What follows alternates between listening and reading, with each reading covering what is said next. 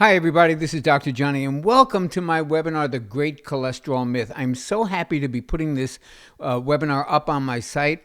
And to make it available to you, I've given this talk all around the world. I've given it all over the country, including at the American College of Nutrition Conference. I've given it in Japan. I've given it at the University of Beijing in China. And I'm really happy to present this abbreviated version of it to you now. I hope that it will change the way you look at cholesterol, at the way you look at statin drugs, at the way you look at heart disease. I hope that you'll share it with your doctor. And I really hope that it will make a difference in your life. So let's start. I always like to start this webinar with a little story. So a woman drops her keys on the street corner. And she gets on her hands and knees and she starts looking for the keys, and she's looking for the keys. And after a while, a couple of passerbys come by, some good Samaritans, and they all get on their hands and knees, and everybody's looking for the keys. And they're looking and they're looking and they're covering the same 4 or 5 square feet of every available inch. And finally, in frustration, one of the good Samaritans says to the one lady, "Are you sure you dropped your keys here? We've covered every square inch of this area. You sure you dropped them here?" And she says, "Well, no, I dropped them over there." And so the guy says, "Well, why are we looking over here?" And she says, "Because the light is so much better here." And I want to suggest to you that that's exactly what we've been doing in looking for causes of heart disease, diabetes, obesity, all of which are very, very related. We've been looking where the light is best. We've been looking where it's easiest to find a solution. It's really easy to lower cholesterol.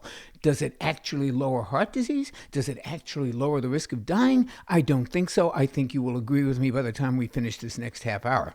But we've been looking where the light is best, not where the solution is actually found. So, today's message: high cholesterol and heart disease are not the same thing. Okay? If you have high cholesterol, it doesn't mean you have heart disease. They are not identical. Cholesterol doesn't cause heart disease, and it's not even a good predictor of it. People are absolutely astonished to hear that. But I think when you look at the evidence that I'm going to present, you'll see it's a lousy predictor of heart disease. Number 3, we're not even measuring cholesterol in the right way. We're measuring it according to really old, past their expiration date standards of good and bad cholesterol. And we'll talk about that just a little bit at the end.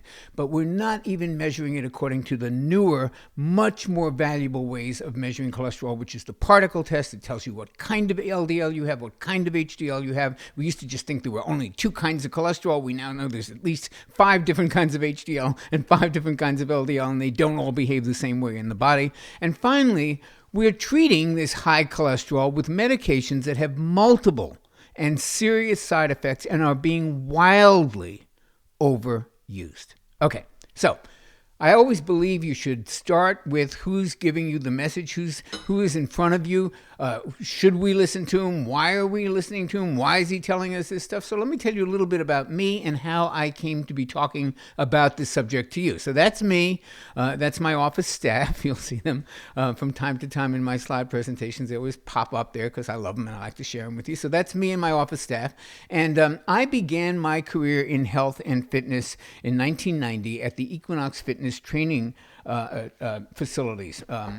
I started when there was simply one Equinox gym in the entire country, and it was on Amsterdam Avenue in Manhattan. And I started there as a trainer, and I became, there's one of the posters that you see all over the country for Equinox. It's become, quite the place to go, a very trendy, wonderful gym. And I became the dean of the Equinox Fitness Training Institute, which is, I believe, still the model for how we train trainers in gyms across the country.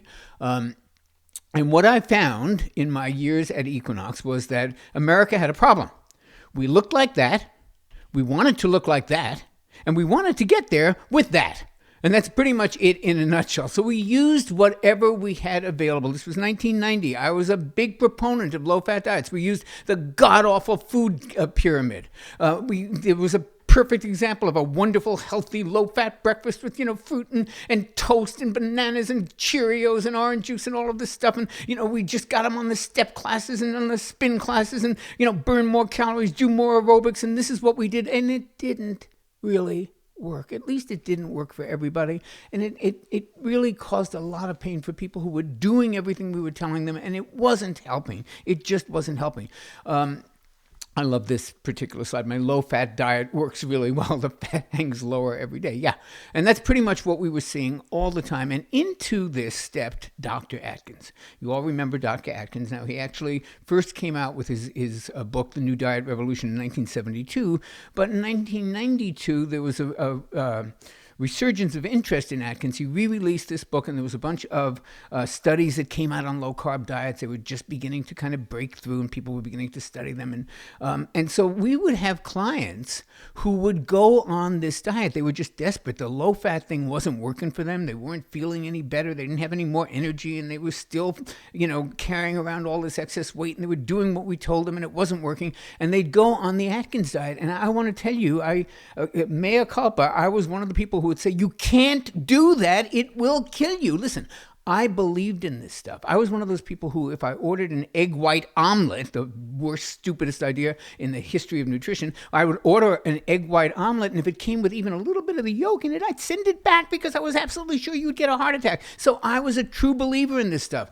And our clients, many of my clients would go on the Atkins diet, yet they didn't get heart attacks. In fact, they'd come back and they'd have improved blood pressure and improved lipid profiles, more energy, they'd lose weight, they felt better, and this didn't fit with anything I was taught. It just didn't. It didn't make any sense, and it left me wondering why. Was there something we were missing, something that we weren't taught about this? And if you think about all of the reasons why we were told the Atkins diet was so bad, all that fat, and it's going to raise your cholesterol, and cholesterol is going to raise your heart disease risk, and if you eat this stuff, you're going to die. Well, it didn't appear to be true, at least not in my experience and in the experience of many other trainers who looked at this with open eyes. And I became a cholesterol skeptic. I began to wonder if everything we had been taught about this was really correct. And I found out that there were many other people who shared my doubts. There's an entire group called the International Network of Cholesterol Skeptics, and these are first-rate scientists, MDs, PhDs, multiple degreed people, professors, medical researchers who question the cholesterol hypothesis. You can find them online at Thinks, T-H-I-N-C-S. Very interesting stuff. It'll keep you reading for a long time. So I began looking at some of the research that was beginning to come out. This was in 2002. Ketogenic diets, for those of you who don't know, are very high-fat diets when carbohydrates are extremely low and your body begins to run on ketones, which is an alternative energy source that many people feel are even better as an energy source than glucose. And what they found was these men who went on this, very extreme low-carb diet, this ketogenic diet, which was actually Atkins stage 1, nothing much happened. In fact, it actually favorably affected their blood tests. This just did not make any sense. Here's a short-term ketogenic diet does not have a deleterious effect on cardiovascular risk profile and may improve the lipid disorders characteristic of atherogenic dyslipidemia. So the point is, this stuff wasn't bad. It was actually showing some benefits. And here's another early study back in 2003 when they basically did a randomized trial and they put half the women on a very low carbohydrate diet and half of them on the standard American, calorie-restricted low-fat diet. And you know what? The people on the low-fat diet lost a little bit more weight. Yes, after a year it kind of normalized, but there wasn't one bad thing that showed up in the people eating the low-carbohydrate diet. Their blood lipids were fine. Everything was fine. Blood pressure was fine. And so all of this stuff we had been told didn't seem to be true. Now, of course, this is going back to 2000. This is 13 years ago, as of when I'm recording this thing. There have been massive amount of research since then confirming all this and showing all of the benefits of these lower carbohydrate diets. But at the time, this was pretty revolutionary. It was, wow, people are not going to die of a heart attack if all of a sudden they stop eating carbohydrates and start eating more fat. So again, this is the origins of my own skepticism about what we had been taught. And when you think about it, the only reason you've ever been told not to eat saturated fat, the only reason you've been told to stay away from fats and eat higher carbohydrate diets is because of one thing, because of fear of cholesterol. And if, in fact, cholesterol is not the risk factor we all think it is, if it is not the be-all and end-all of heart disease, if your cholesterol goes up, you don't get a heart attack. If that maxim is not true, then the dietary recommendations of the past 40 years crumble like a house of cards. Now, in most of these studies, this is a little thing you need to know about. It's very hard to do like a 30-year study of heart disease. What are you going to do? You're going to watch people for 30 years. You're going to keep them in a metabolic ward. You're going to keep their diets the same. And then you're going to see how many people die. That would be a real study on the effect of diet on heart disease. But we don't do that. We do 6-month studies, 2-year studies. And so we kind of need a stand-in. So what has wound up happening is that a large number of studies that have been done have actually not looked at saturated fat effect on heart disease, which is what we care about, but has looked at its effect on cholesterol. So we've kind of used cholesterol as a marker, as a stand-in, because we know that if you eat lots of saturated fat and you measure cholesterol in the old way, you will see sometimes cholesterol go up in a high saturated fat diet. Now, whether that matters or not, it's a whole other story. Whether we're measuring it correctly or not, a whole other story. But we'll leave it for now so you understand why people looked at it this way. They said, okay, saturated fat raises cholesterol, and it appears that cholesterol is associated with cardiovascular disease. Another question that we can, another issue that we can certainly question, but this was the conventional thinking. So the idea was, okay, let's just use the middleman. We don't have to wait to see whether or not people die. Let's just see whether saturated fat raises cholesterol. And that'll give us a really good indication of whether or not it's going to cause heart disease. So we use cholesterol as a kind of a stand-in, as a marker, okay? So around 2010, researchers started saying, what if we get rid of the marker? What if we measured the effect of saturated fat on the thing we really care about, which is, are you going to be around to play with your grandkids? Are you going to drop dead of a heart attack? Are you going to have to have a stent? That's what we care about. I mean, nobody really cares about your blood level of cholesterol. You care about what it means. And if it means heart disease, then sure, we want to know if your cholesterol is going up. But what if it doesn't? What if we took the marker out of the picture and we actually measured the real effect of saturated fat in the diet on the thing we care about, which is cardiovascular disease? What would happen? And that's what researchers started to do around 2010. They started to see, well, what happens if your diet is high in saturated fat? Does cardiovascular disease go up at the same time? What is the relationship between these two things that we really care about if we take cholesterol out of the picture? What do you think the answer was? Well, I'll tell you. Saturated fat could go up in the diet all you wanted. Cardiovascular disease didn't budge. Saturated fat had no effect on heart disease whatsoever. The answer is no, no, no. Read my lips, okay? Here come the studies.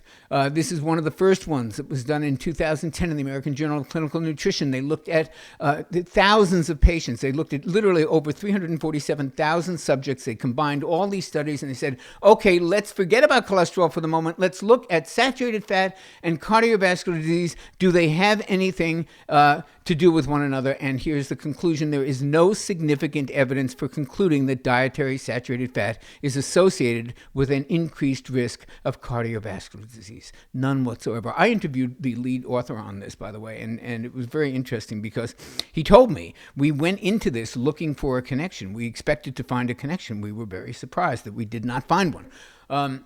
This is a great review article where he actually looked at the dietary recommendations of every major health organization. You know, in our country, it's the American Medical Association, the American Diabetes Association. He looked at all of the things that the government tells us, that the medical and dietary organizations tell us, and then he compared it to the science to see if the dietary recommendations, such as don't eat saturated fat and eat lots of vegetable oils, if that stuff was really based on science or not. And here's what he found.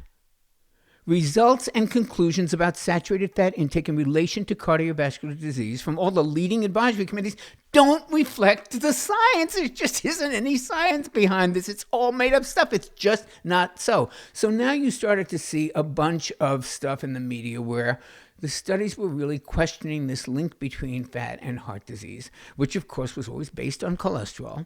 And here's the Wall Street Journal, Nina Teicholz, who wrote a wonderful book about this called the name escapes me right now, but it's a great book. You can look her up. this whole link between saturated fat and heart disease became questioned a lot. And this study came out in 2014 from the Annals of Internal Medicine. This is another study that found absolutely no connection between saturated fat and heart disease. Current evidence does not clearly support cardiovascular guidelines that encourage high consumption of polyunsaturated fatty acids, that's your corn oil and safflower oil and sunflower oil and soybean oil, and low consumption of total saturated fats. The evidence just doesn't support it. It just doesn't. So if fat isn't the culprit, what about cholesterol? What about cholesterol in the blood? Okay, maybe fat doesn't have anything to do with it, but what about cholesterol in the blood? Doesn't that tell us something? Isn't that really a great indicator of whether people are going to get sick or not? Isn't that something we should be worried about? Well, let's take a look at this. Is one of my favorite studies. Whenever I lecture about this, I always use the Leon Diet Heart Study. It's an impeccable study. It was published in The Lancet. It's very well respected. And what they did is they took 605 people who were like the walking dead. Dude, man, these people they had every risk factor you can imagine. They were smokers. They had previous heart disease. They didn't exercise. I mean, they were just a mess. They were an insurance underwriter's nightmare. And what they did is they divided them into two groups. Mediterranean diet and the Western diet. And, they supervised them, they gave them a lot of counseling, and they put these people on these two diets, and here's what happened. Those on the Mediterranean diet, cardiac death, very, very low. People on the Western diet, and this is the prudent Western diet. This is what the doctors were telling everybody in America to do. Low-fat diet, high-carb diet, keep your saturated fat low, all the stuff you've heard for 40 years. And this is what happened in as far as cardiac death. This is what happened in terms of all-cause death. That means from any cause whatsoever. There it was with the Mediterranean diet. Whoops, there it was with the Western diet. So it was so dramatic, by the way, that they stopped the study. They thought it was unethical to continue, and they just gave everybody the information about the Mediterranean diet. Okay. That's not the critical part of this study as far as I'm concerned, okay? We all know Mediterranean diet trumps the standard low-fat, high-carb American, low cholesterol. That we know that. Here's what's interesting. What do you think happened to the cholesterol of the people on the Mediterranean diet? It didn't budge. It didn't budge. They just stopped dying. So cholesterol didn't predict death in the Leon Diet Heart Study. It doesn't predict it in lots of other studies. Here's one where they actually looked at cholesterol levels of patients who've been hospitalized with coronary artery disease. They looked at 136,000 people who've been hospitalized for cardiovascular disease. What do you think their cholesterol said? It didn't predict anything. These are lipid levels in patients hospitalized with coronary artery disease. And what did they find? Almost half had normal cholesterol levels. Normal cholesterol levels. It didn't predict bupkis. Here's another study. Lack of association between cholesterol and coronary heart disease mortality. And this is in people over 70. I play tennis with a lot of guys that are over 70. They're all on statin drugs. It doesn't even predict their death or their heart disease. It's ridiculous. Here's the conclusion. Our findings do not support the hypothesis that hypercholesterolemia, high cholesterol, are important risk factors for all-cause mortality, for coronary heart disease mortality, or for hospitalization for myocardial infarction. That's a heart attack. So it's just a lousy predictor. A lousy predictor. Yet another one in even older people. This is a review of observational studies and randomized control trials on cholesterol and mortality in 80-plus-year-olds. Again, absolutely no connection. Did not provide any evidence that lipid lowering, which is lowering cholesterol, had any value whatsoever in this population. No sufficient data. So it's even possible, says this study, that statins may increase all-cause mortality in this group of elderly individuals. How screwed up is that?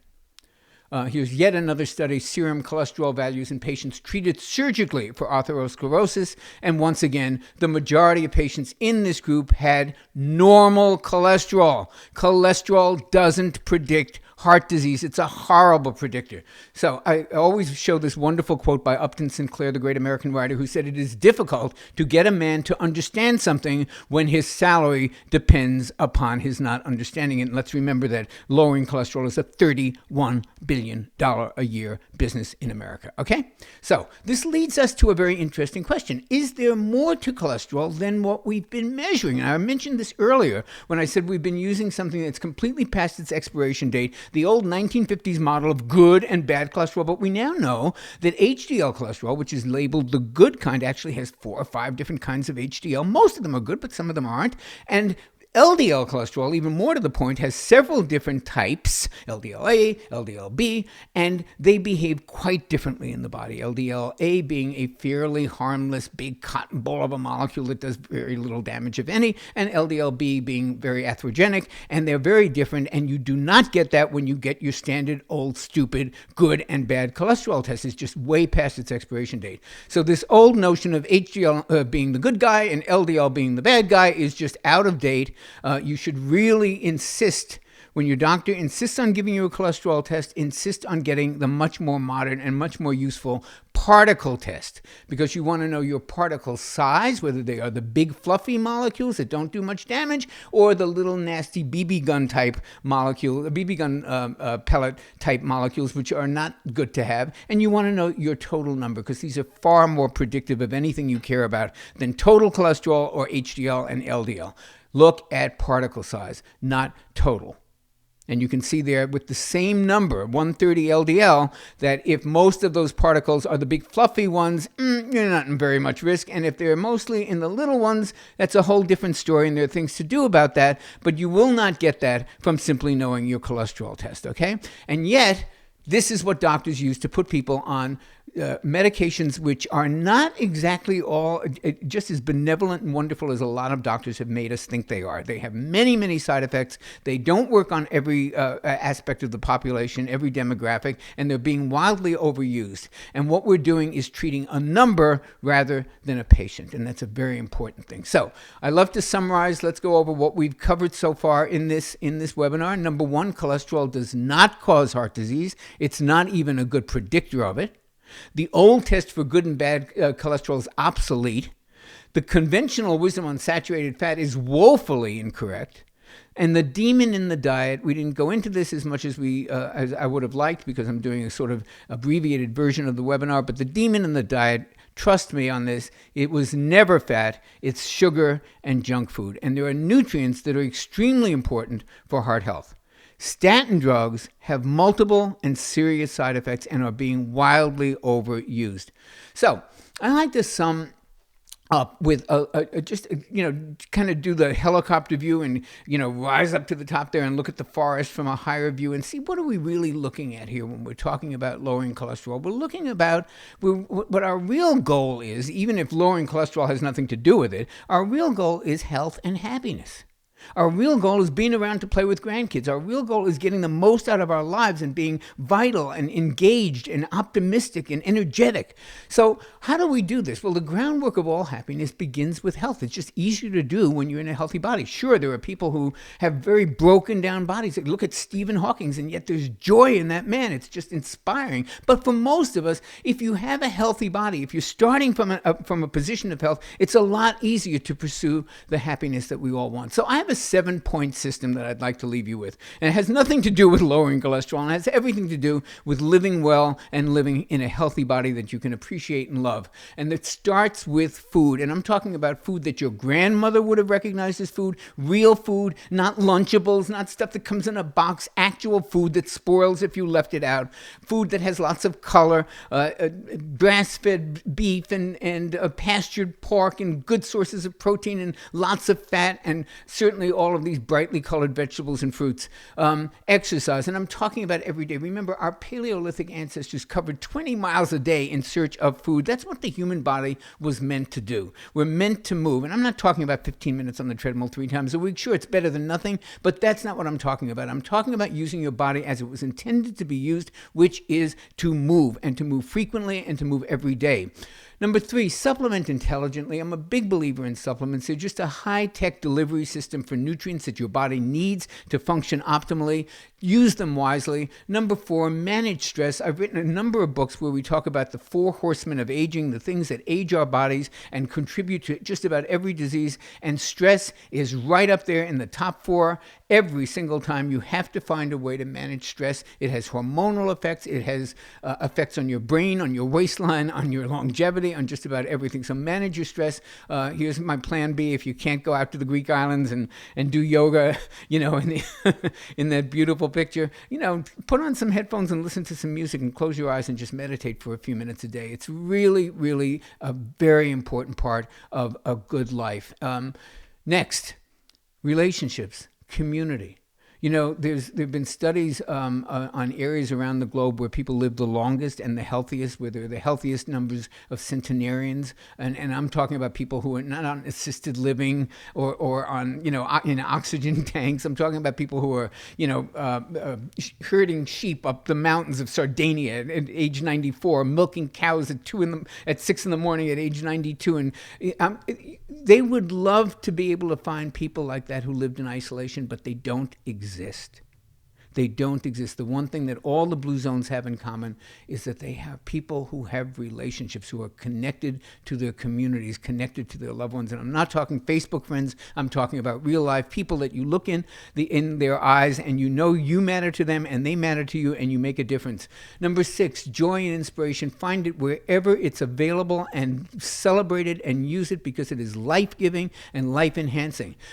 Number 7 is contribution. Make a difference. That's all anybody really wants to do. We're wired to do that. We want to make a difference. We want to make a contribution. And if you can't find a Sunday to go out and build houses like our former president Jimmy Carter with Habitat for Humanity, guess what? There's an awful lot of animal shelters who could really use your love and your contribution. There's always a place to make a difference. And I want to end by mentioning something called psychoneuroimmunology, which is a very legitimate science. You can Google it. I hope you do and see that they've been studying this for over 20 years. And it is the science of how what you think about affects the rest of your life. So what you think about affects your immune system, your neurotransmitters affect your hormones affect your stress levels affect your weight.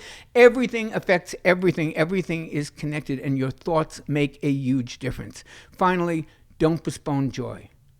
Don't postpone joy until you've learned all your lessons because joy is your lesson. Thank you so much for coming. That's my beautiful family. Always love to share it with everybody. Thank you for coming, and I hope to talk to you really soon.